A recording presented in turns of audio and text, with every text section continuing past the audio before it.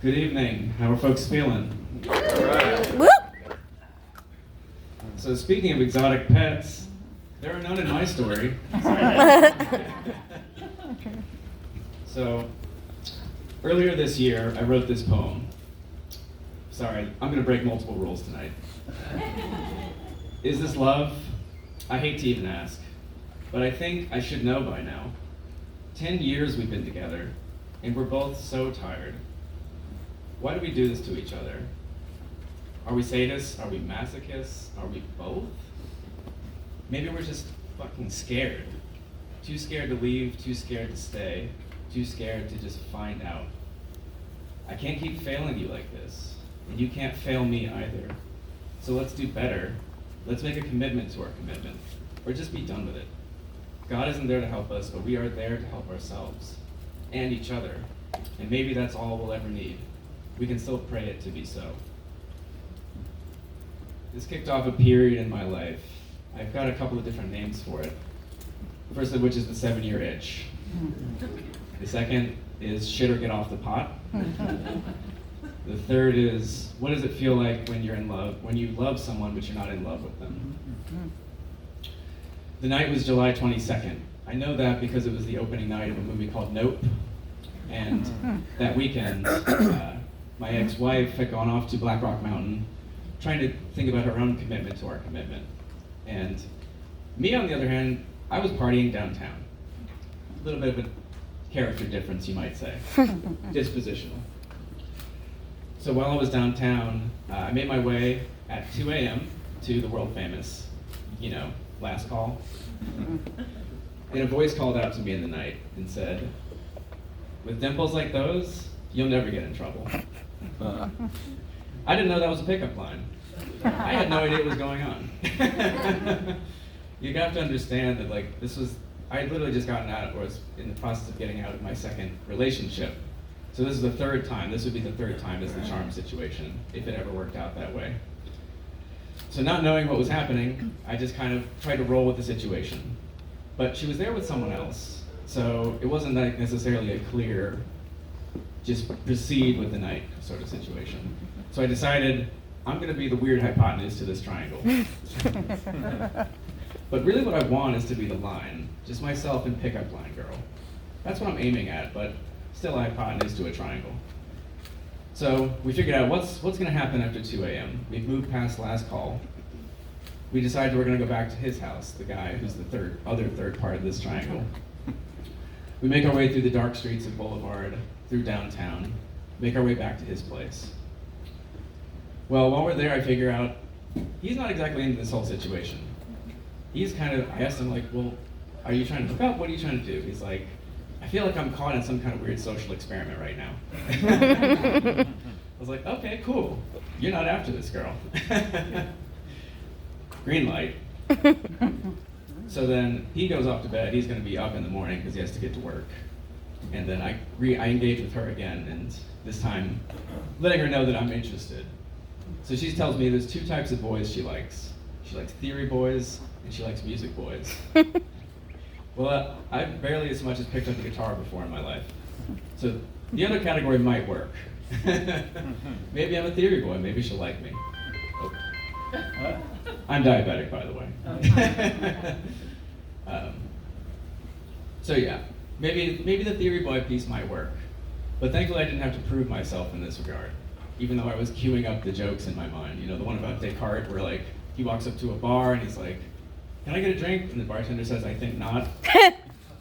Then he disappears. I was ready. I was going to fire on all cylinders. But I didn't need that. We just hit it off instantly, and she asked, "Hey, can I jump on your back?" Well, I'm the kind of person that I always want someone to ask me that question. She didn't know that though. This just seemed like it was a natural moment, So she jumped on my back and I carried her through the dark sort of alleyway behind the house there. This just felt really great, Felt like we were already instantly connecting. She asked, "Hey, you want to go back to my place?" And we got an Uber and I said yes. Suffice to say, this was last call for my marriage. So the next morning, I Basically, my phone was dead and we were a one-car household, so I really didn't have a way to get back home. I had to walk. This created a long period of time where I could just be with my thoughts and like, what am I doing? What just happened? Well, I decided to write a letter to my ex-wife, and it was many, many pages long, but it only had 2 things to say. One of which is, I just made a mistake and I'm sorry. The other was that this marriage is over. This is probably one of the hardest things I'd ever done to like deliver this letter. And rightfully so, she said, you need to get the fuck out of here when she read it. And I did. I felt like she was justified. So I became sort of a nomad. This is my nomad period, right? So I went between Airbnb, hotel, friends' houses. Didn't really know where to stay. But at the same time, I was still falling in love. So this is complicated, right? I'm torn between 2 different people. I'm falling in love, and pickup line girl had become girlfriend. We were getting a lot closer to each other. In fact, so much so that we realized that we actually loved each other and told each other as much, probably within a month of knowing each other. I was smart enough, and perhaps having a therapist helped, to know like maybe pump the brakes just a little bit when you're coming out of a 7-year marriage. So I said, hey, can we just maybe take a week off and just like not talk to each other? But you know, sometimes you come up with those ideas that sound really good, but you're like, I don't really want to do that. This was one of those cases. So I realized looking around my house that like she had left a toothbrush at my house, my girlfriend Julia. Well, suffice to say, I was like, she can't survive without a toothbrush. What's she gonna do? So I must be her knight. So I must jump upon my steed, my bicycle, and deliver it with a poem, no less, over to her house. And so that's what I do. I bolt off to go give her this toothbrush back.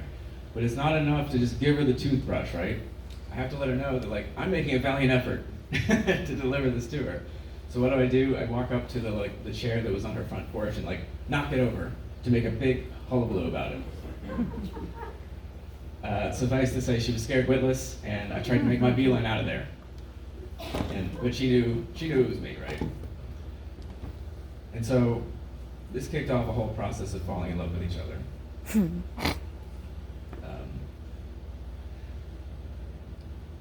But at the same time, so I felt like I was invincible. I didn't quite know exactly like what was going to happen.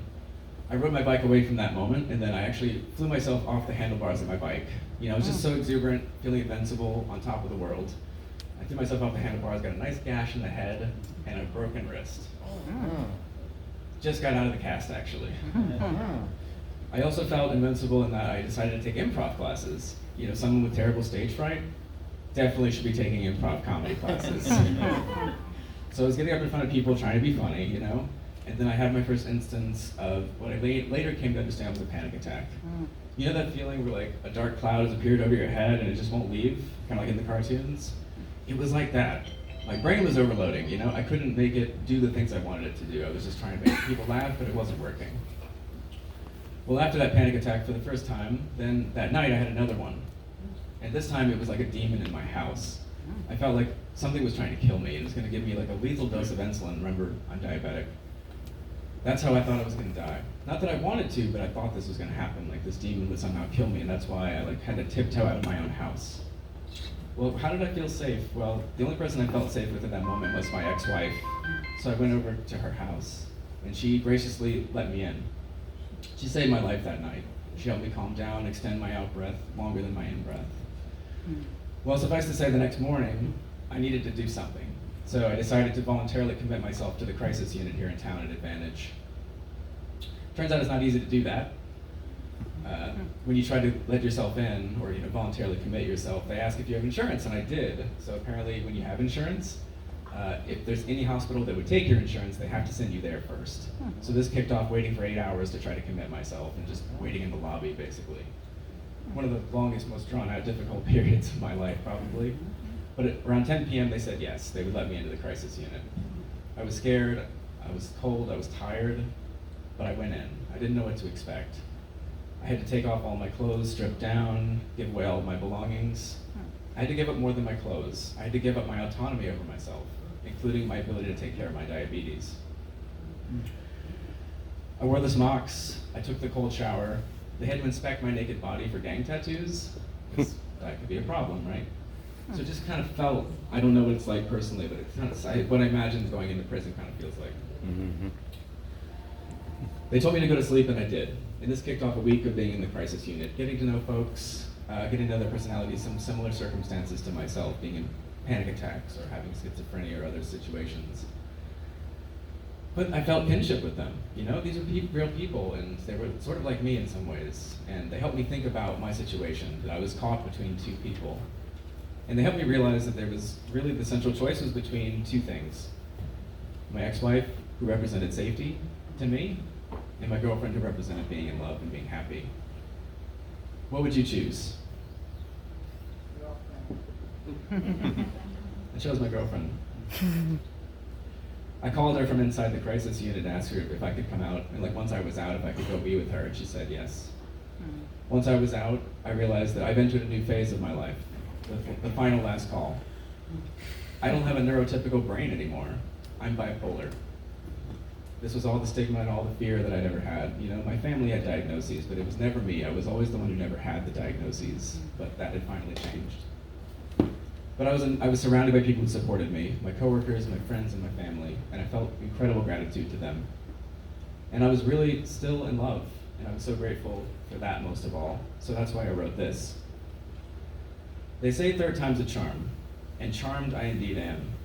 I was bewitched, vulnerable in your care, or so an addled brain sought to design. Such a fragile thing, my mind, a house of cards, caught in a gale of ecstasy and anxiety. As I stumbled, as you caught, my heart caught in my throat, resolving to return care for care. I've known love and I've known lust, but as it's sometimes said, this is something else. Turns out, third time really is the charm.